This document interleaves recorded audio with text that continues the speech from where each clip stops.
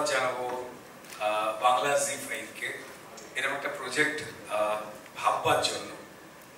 Rusha, Victor তাদের ধন্যবাদ জানাই এবং তার সঙ্গে সঙ্গে নিতেশ নন্দিনী এবং বাংলা টকিজ যারা এইভাবে উপস্থাপন করবার কথা একসঙ্গে ভেবেছে।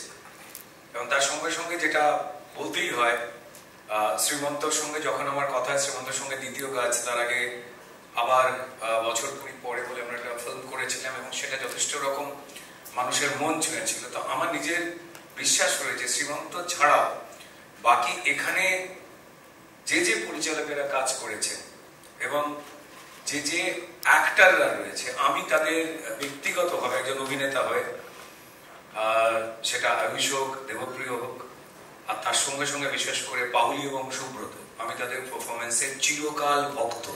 একজন অভিনেতা হয়ে যখন এমন একটা টিম পাই যেখানে সবার থেকে শেখবার রয়েছে এবং ক্লান্তি আসছে না, আমার মনে হয় যে যখন আমরা একটা ইউনিট হয়ে কাজ করি এর থেকে বড় প্রাপ্তি কিছু হতে পারে না। আর সেটাই কিন্তু সাকসেস।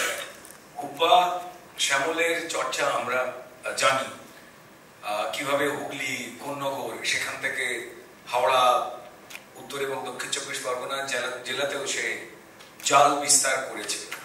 এবার এগুলো না সঠিকভাবে কোথাও একটা ডকুমেন্টেশন বা গল্প যেটা লোকের মুখে আলোচনা হচ্ছে, অথচ সেইভাবে এই পরপর এতগুলো ফ্যান্টাস্টিক ক্যারেক্টার সেগুলোকে দেখতে পাওয়া যাচ্ছে না যে কি কারণে তারা এই সমস্ত কাণ্ড কারখানা ঘটাচ্ছে। সেই মনোজগতে ঢুকে গল্প বলা আর তার একটা পার্ট হওয়া